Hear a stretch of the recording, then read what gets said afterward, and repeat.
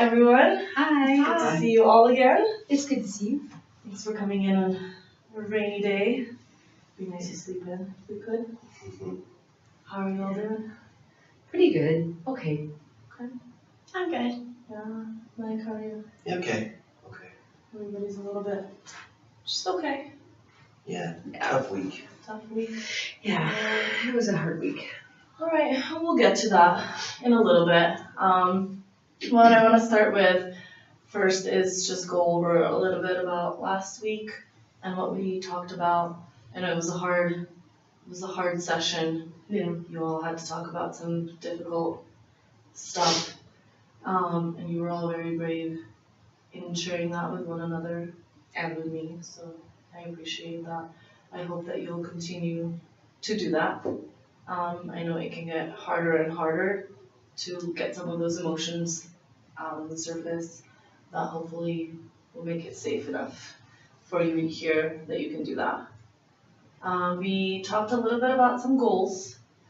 I know that Carla, you were kind of feeling in the middle, and you just wanted the fighting to stop. Yeah. And Mom and Dad stop arguing.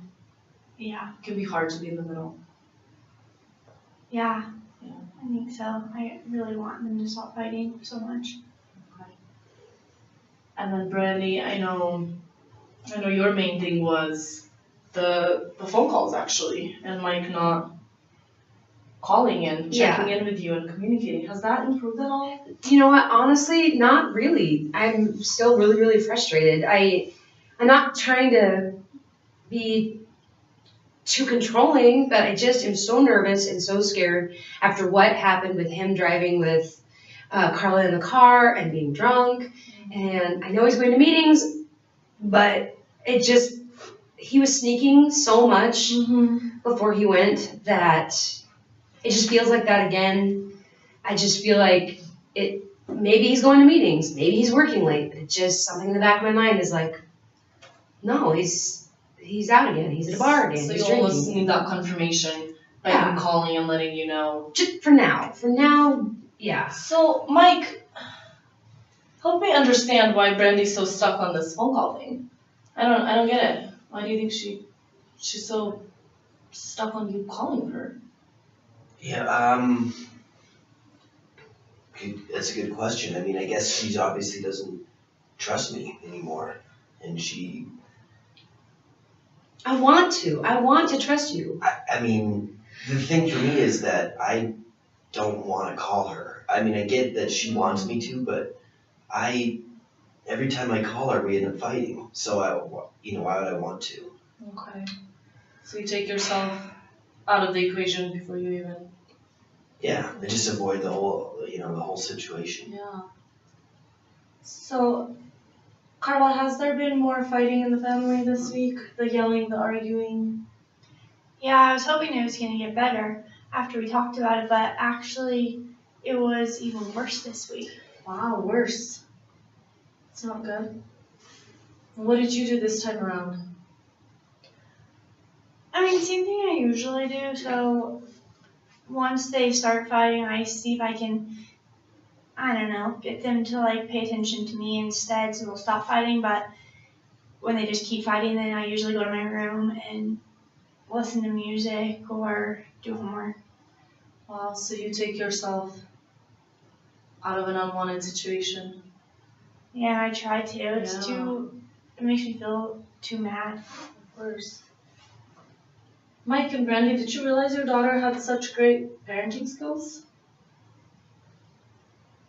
I don't know what you mean. So she just said that when Mom and Dad are fighting, that she pulls herself out and leaves the situation and goes upstairs and listens to music or does something else. Don't you think those are some good, solid, adult parenting skills to have? Yeah, I mean, I guess she's doing a mature thing and kind of walking away.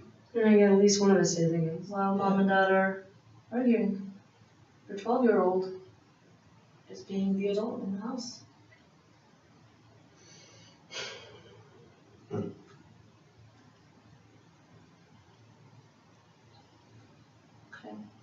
So you said Carla, I believe you just said that things have been worse Yeah. this week.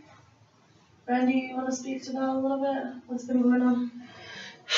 I guess. My mom came to get Carla like she usually does, to take her out, do some shopping, just some grandma Carla time. And when they were leaving, she went to just go throw something in our outside big trash.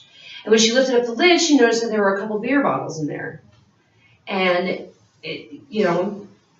Those are Mike's, right? well, who else are they? He keeps saying, no, they're not. But who else's are they? Right. How can I trust him? And then all of a sudden there's beer bottles in our trash. Mm-hmm. Yeah, all the clues point to Mike. Well, or it's Carla. It's not me. Well, yeah, obviously. I know, it's obviously not Carla's, but. Right. So, yeah, what am I left to think? So your mom is the one you said that found beer bottles. Mm-hmm. So she called you Yeah. and let you know. Yeah. She was pretty pissed. I was pretty pissed. I went in and I confronted Mike. Oh, they're not mine. Somebody walking by, could be a neighbor. Right, and they throw them in our trash. I mean, there's a guy in the house with a drinking problem, and now there's beer bottles in the And trash. he'll always be the guy with the drinking problem. Yeah. Wow.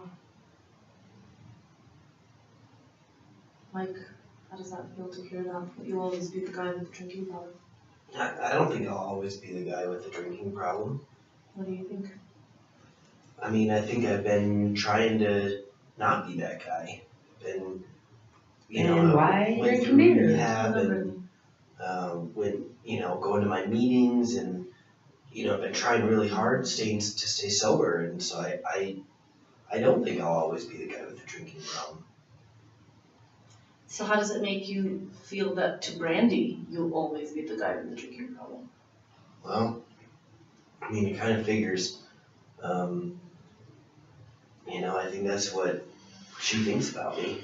Honestly, that's how it feels. That's how it's felt lately. No matter what I do to try to stop and be better, that's basically her attitude. He'll always be the guy with the drinking problem. So it sounds like a lot of the same things from last week, what I'm hearing from all of you, that we're in that same spot still where, Brandy, you're not letting go of the fact that Mike is still drinking, and this just proves it to you. Yeah. There's evidence in your trash. And Mike, you're still fighting to prove your innocence, and that you're not doing what Brandy's accusing you of. And Carla, you're still in the middle, and you're still in between the two adults, even though you're 12. So I see a lot of the same behaviors are still there. So I'm curious to know, I'm a very visual person, so I'm trying to visualize everything that happened. As far as you said that you confronted him, you feel attacked. I'm trying to visualize what was being said and done and in what way. So we're gonna do a little activity. Hopefully that's okay. I'll explain it to you. Carla, I'm actually gonna have you come over here on the side.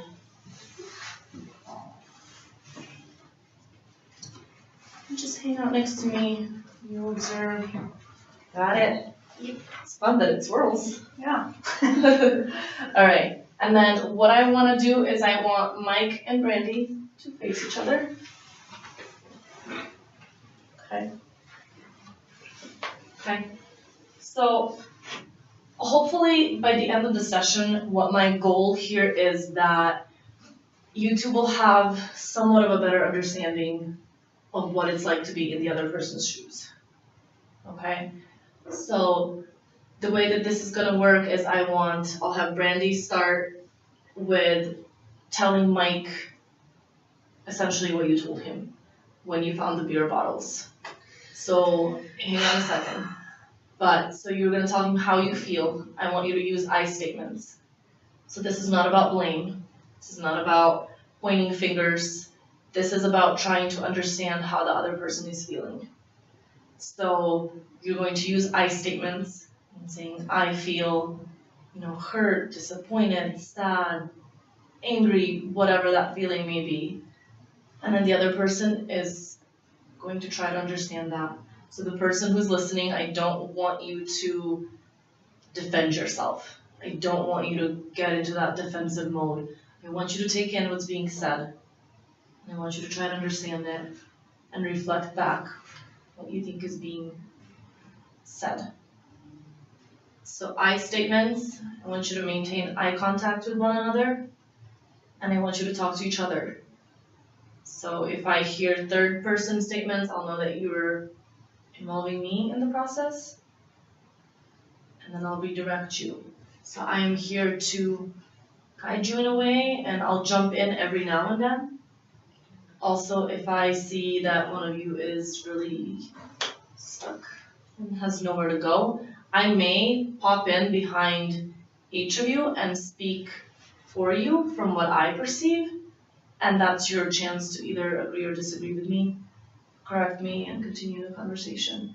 But our goal essentially is just gain a better understanding, and I really, really want to visualize how these arguments happen and what's being said and who says what to whom.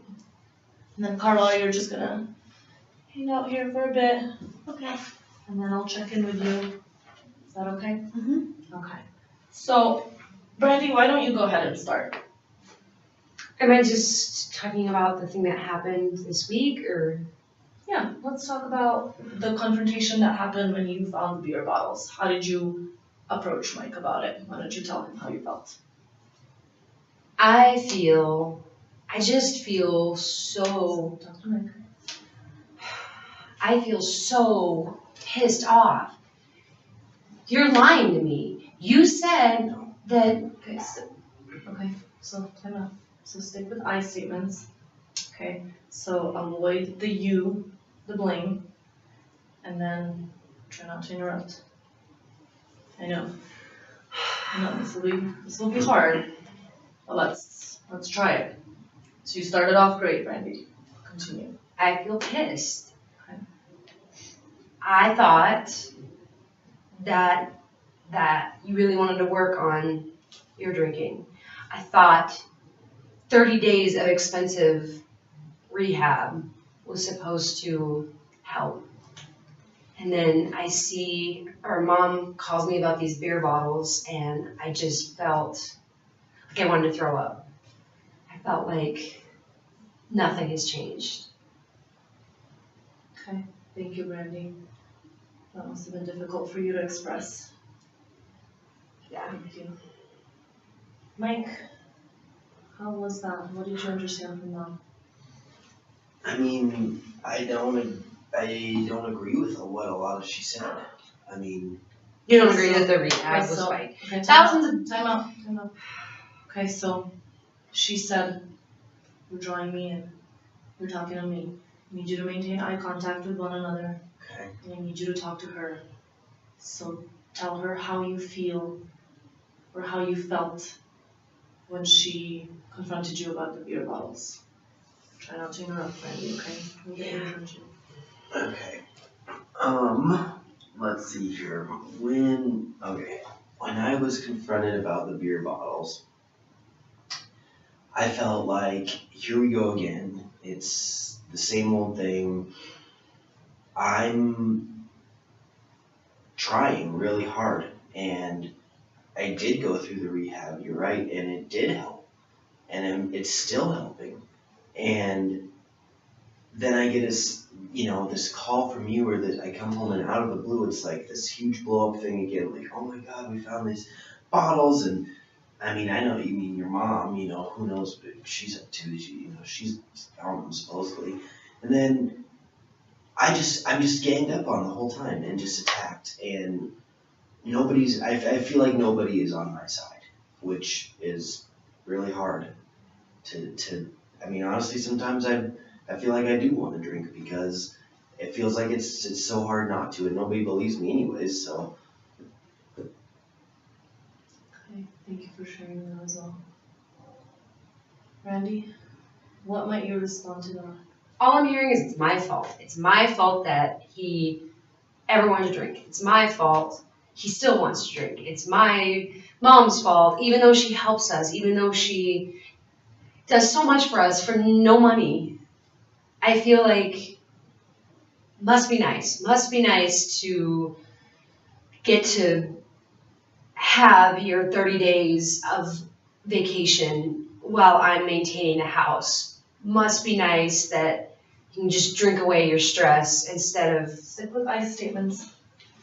I feel just done with it. I feel like I know I'm supposed to see your side of it. I know that, but it's just I'm so frustrated and I'm so alone in.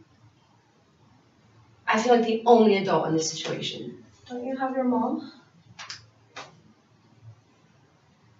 I guess, yeah, no, I do.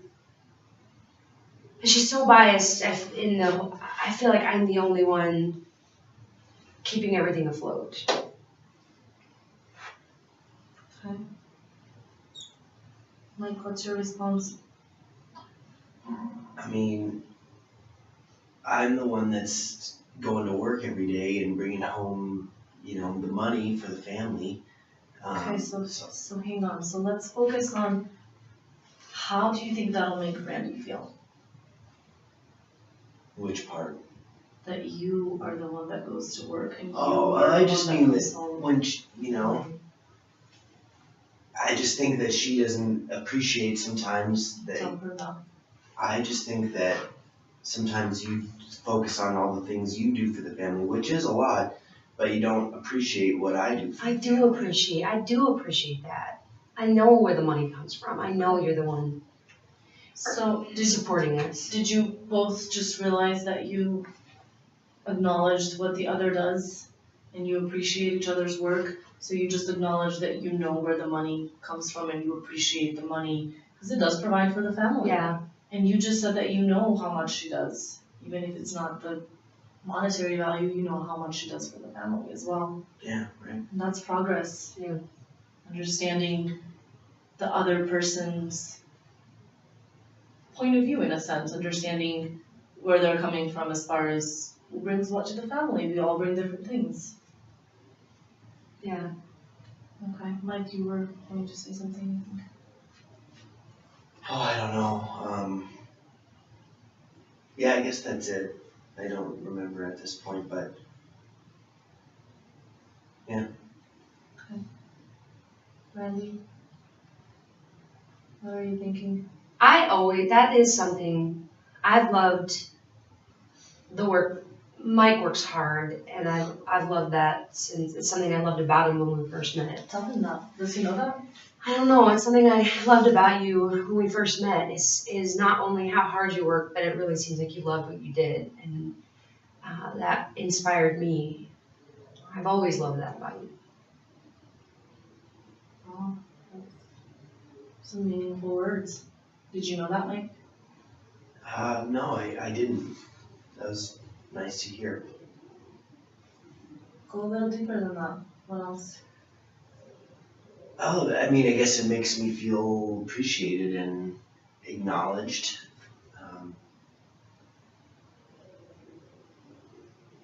Some feelings I haven't felt for a while. So it's almost like it's new for both of you. That was. These feelings. Yeah, that was right there. Okay. Yeah. And I sense that it was a good feeling. Yeah. Good. It feels good to be appreciated and heard and understood. Yeah, it definitely does. I just wish that was it. I wish that wasn't enough at this point.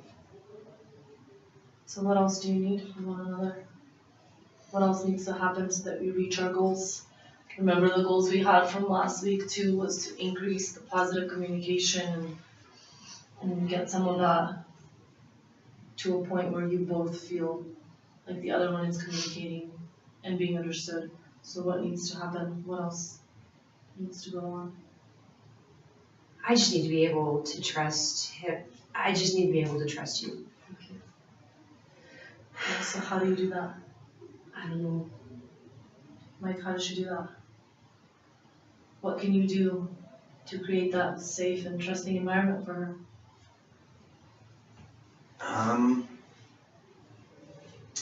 mean, I guess I can, if you can, promise me that we're gonna actually have a pleasant interaction, and I can try to be better about checking in throughout the day, and but yeah, I mean, I guess that's what I can do, but I don't want to. But if that's what it takes, then I'm willing to try it. I don't know how it's gonna work, but. So, Carl, I might squeeze by it here. Okay. So, Brandy, I think that Mike is trying to communicate to you that he's scared. There's a lot of fear that I sensed from calling because of the usual interaction that takes place. And I think a lot of that underlying emotion is fear of, how will the conversation go on if he does call. So he'd rather avoid that. You can correct me if I'm wrong. How do you respond to that?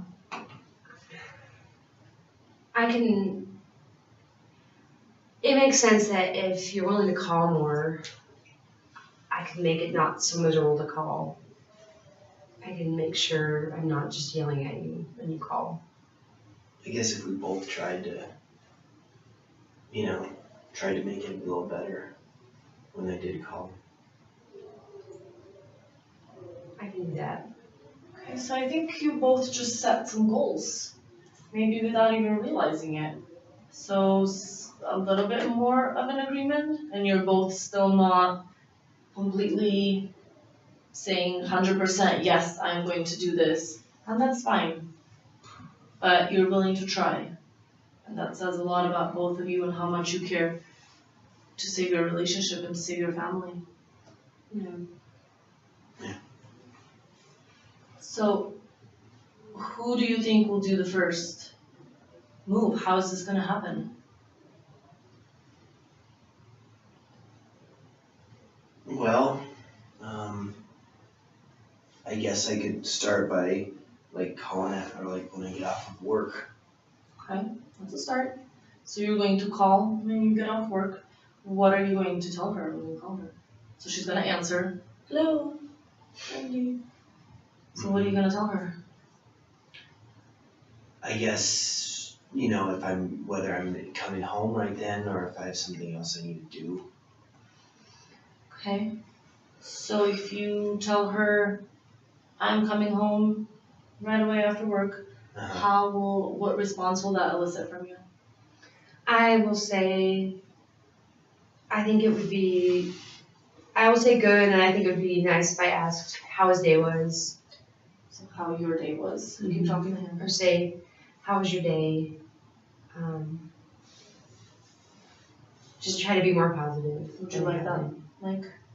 Would that be a good response? Yeah. Okay. Yeah. And then you might say what back to her? Well, I guess it would depend on what happened. I mean, I might say, oh, it was a good day. Or I might say, oh, actually it was, a pretty crappy day. A lot of stuff went wrong at the office, or, sometimes I do get really stressed out by my work, and then I do need some time to, so now I've even been, I've been going to, work out or something like that. Keep that eye contact. Just trying to think of different ways to, to kind of blow off some steam after work. But otherwise, if it's been a good day and I don't have a meeting or anything like that to do, then maybe I'll say, oh, it was good, I'm on my way home. So it sounds like if you call and you say that you're coming home right away, and Brandy, you might ask about his day. So it sounds like it'd be a rather quick and fun conversation. You'd say, Carla? Yeah. Hey, I'll see you soon. How was your day? Oh, it was crappy, lots of things to do. So some support in that conversation what if you tell her that you'll be home later? What if you're not coming home right after? Yeah, I mean, that's possible too. I mean, So how would you communicate that effectively to her? I mean, I guess I could just, if some nights I do have to just work longer, and if I can, I could tell her when about I think I'll be home. Like if I just have a meeting that night or something, then I usually know about when I'll be home by, roughly. Okay. Some nights I do have to just stay and work, and then it's harder for me to know, but I could at least try to set a time for when I could, try to be home by. Randy, do you think you would like that, knowing around what time or how many hours Mike will be coming home? Yeah, I would. I know that would make me feel better. I know how I'm hearing how this would sound. I know how this sounds. Like I'm trying to keep track of you every second. I just wish you understood how bad it was right before you went to rehab. There were so many hours unaccounted for, and I just panicked. I would just panic. Yeah, and you are all as a family very resilient. You all had to go through some difficult times. Brandy, you were a single mom for a while there. Yeah. And it must have not been easy to try and raise Carla. I know your mom was a support, but still, that's hard. She's an easy kid. She's a great kid, but It's responsibility. Yeah. And Mike, I know that you had to go through treatment on your own, and you didn't really have that support from Brandy like you wanted. And that must have also been very difficult to go through that and feel like you don't have your family behind you. Yeah, it was, felt lonely, I guess you could say. Yeah, like I was going it alone, by myself. Yeah. Definitely. And Carla, you're also very resilient. You've had to spend time first with both your parents and watch all the fighting and the arguing, and then you had to adjust to just being with your mom. And now you are readjusting to having your dad back. Plus dealing with school and everything else. Yeah. And you're all here wanting to work on fixing your family. It's very brave of all of you. Thanks. Okay. So, for next week, and we'll talk about whether you all want to come back for another session or not later on. But if you do, I would like what just happened here, the little goal that you set for yourselves, I would like you to actually carry that out. So I want to see next week a positive interaction between the two of you. Whether that be an interaction, Mike, when you get home and a conversation that you have with Brandy, whether that be a phone call, whether you call her or, Brandy, phone works two ways. Have you tried about calling Mike? Yeah, a lot of times he won't answer. So maybe then you can call back. Yeah. Okay. So having one positive interaction like that, and we can see what worked, what didn't work, how you both were engaged in that, how you both carried that out. Carla, how was it observing your parents having a normal adult conversation? Well, I like the part when you made them tell each other how they felt. Okay. And I like that there was no yelling. Because usually whenever they talk about things that they're mad about, there's always yelling. So I like that you made them not yell. Yeah. I can tell you're smiling. How does that make you feel that she's happy that there was no yelling? It's nice, it's great. I think at least I've been so caught up in this, I haven't really thought too much about, how, she's feeling about it. Yeah. And, so, I don't know, it's nice to, now that I think about it, I can tell that she's been not really herself, I know it's been, now that I really think about it, I can tell it's been hard for her too.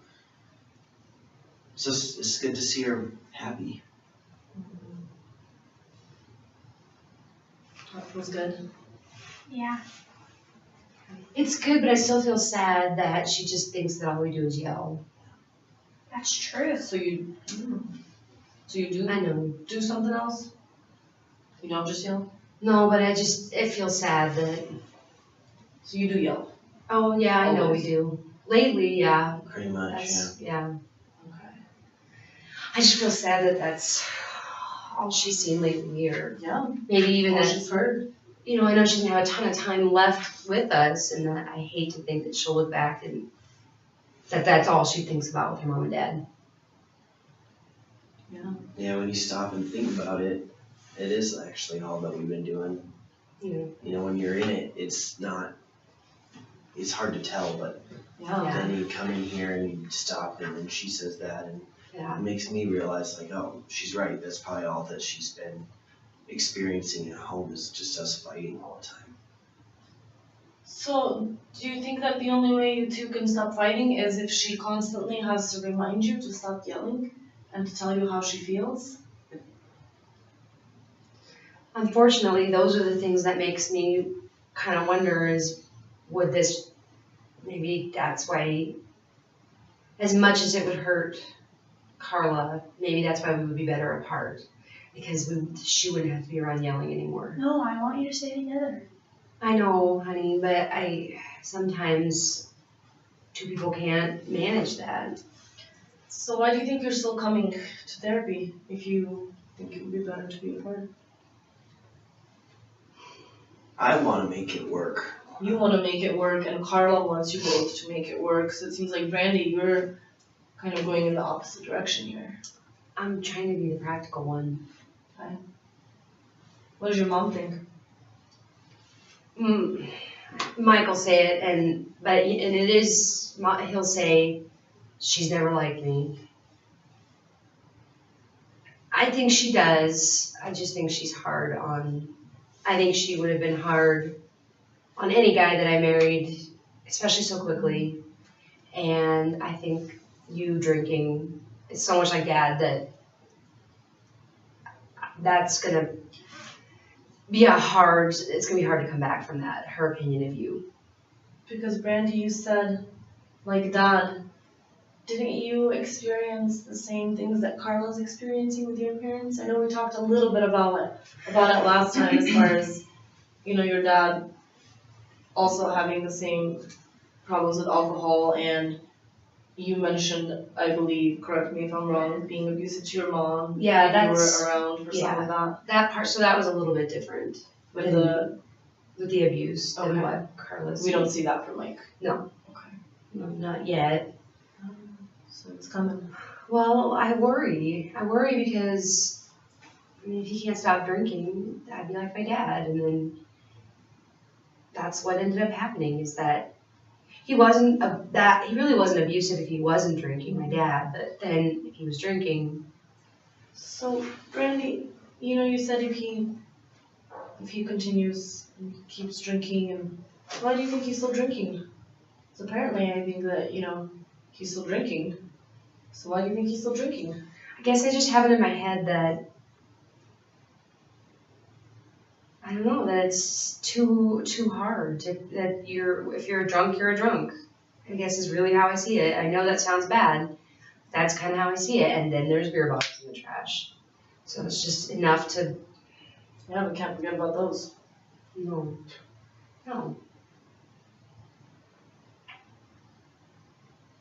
So, Brandy, I'm curious, has anything ever similar happened to you where you've maybe been in a position, and Carla, you can help if you know of something. Have you ever been in a position similar to Mike's where something seemed to be indicating that you've done something or were guilty of something and you really, really had no part in it? Has anything like that ever happened?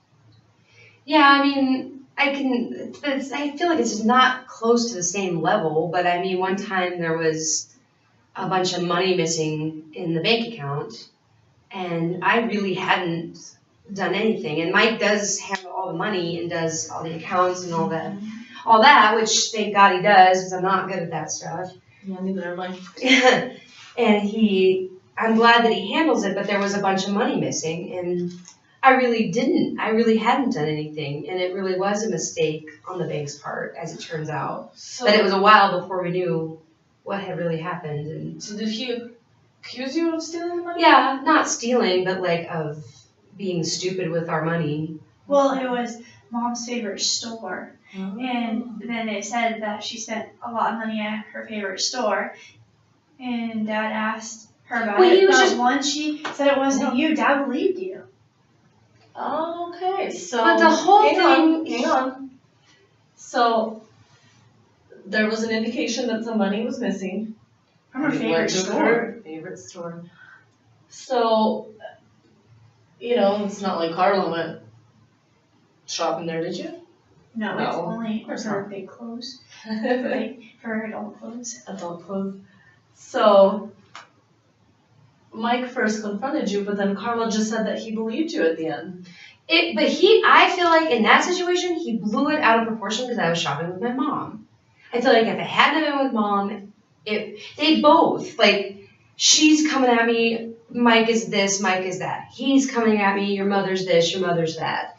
So doesn't it sound reasonable that you have this thing with Mike and the drinking and the beer bottles? So instantly you see beer bottles and you think Mike is the one that was drinking the beer bottles. Mike has this thing with your mom. So he sees money missing and you and your mom went shopping. So doesn't it make sense that, you went with your mom and you spent all that money with your mom? So help me understand why the beer bottle incident is a whole different level than that situation. Because I hadn't just been to shopping rehab. I hadn't just proven that I have some money problem the same way that he did having to go to rehab.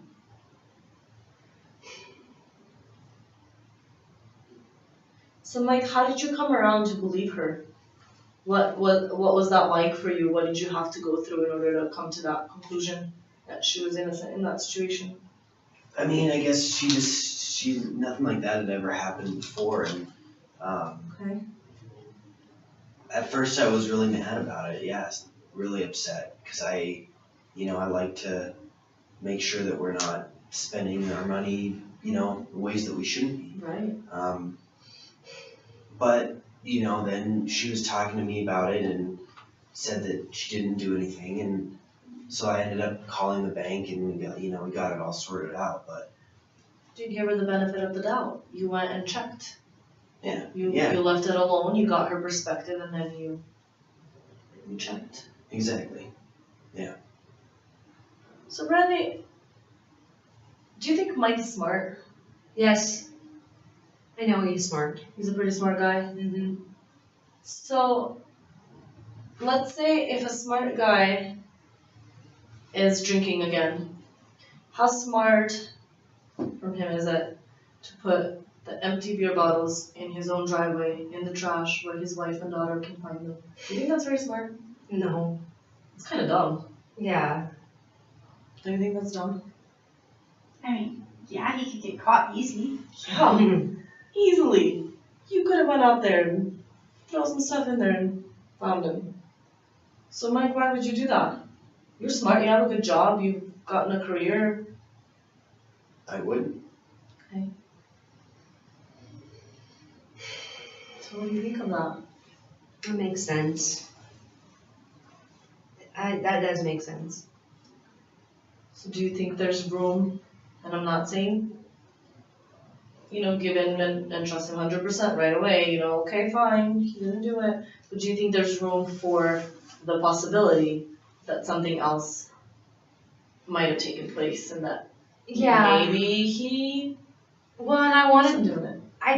I wanted to have that feeling when it is hard. Like, Mom calls and she's already at like level 10 and it's easy for me to get So there are- too. Are you married to your mom or to Mike? Well, to Mike. Okay. Because I'm hearing a lot of mom relationship conversations and doing those conversations with your mom where they should be happening with Mike. So you are married to Mike. Okay. Okay. I just wanted to make sure we had our characters right. It was just hard to, I just don't have any support. I just haven't had any support. Yeah. For a long time with him in rehab, and then before that with him drinking all the time. So I think it did, I mean, my mom and I were close, but I think that made us even closer. So you had your mom as support. Yeah. You had Carla. She seems like a supportive kid, you know. And then Mike was in treatment. And he didn't have his mom, and he didn't have you, and he didn't have Carla. So I think that was hard for both of you. Again, we go back to that resilience and back to that difficult place of both of you having to deal with the loneliness and the fear of, you know, what's going to happen.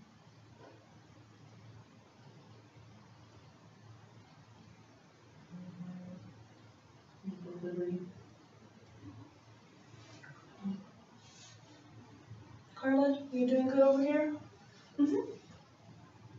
Just watching. Yeah, you're liking more of the positive interactions. Yeah. Okay. I'm just so happy no one's fighting. Yeah.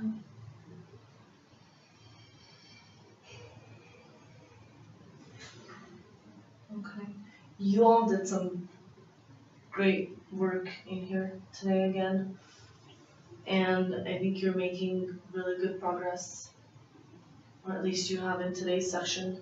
You know that last time some of this was discussed, but I saw a lot more of you being invested, both of you, everyone actually being invested in really getting down into the emotions and getting deeper. And that's our goal, to get deeper with our emotions and really try to understand the other person's perspective and where are they coming from. And then to just also try and understand, I noticed this is the second session now that we've had Carla sitting in the middle. You know, she's in between two adults, and she's essentially, you know, doing this. She's trying to keep you both, in a way, away from each other, to not argue and to yell. And, you know, I'm sure that, what do 12-year-olds do? I'm sure you'd rather be the movies, or I like the movies. yeah, hanging out with your friends. I have a couple friends, yeah, that'd be fun. Yeah. It's something to keep in mind, too. Yeah, she shouldn't have to be the one that's keeping us under control. No. Although she does have those great parenting skills. She must have gotten them from somewhere. So before we leave today, our session's coming to an end. Time flies when you're having fun, right?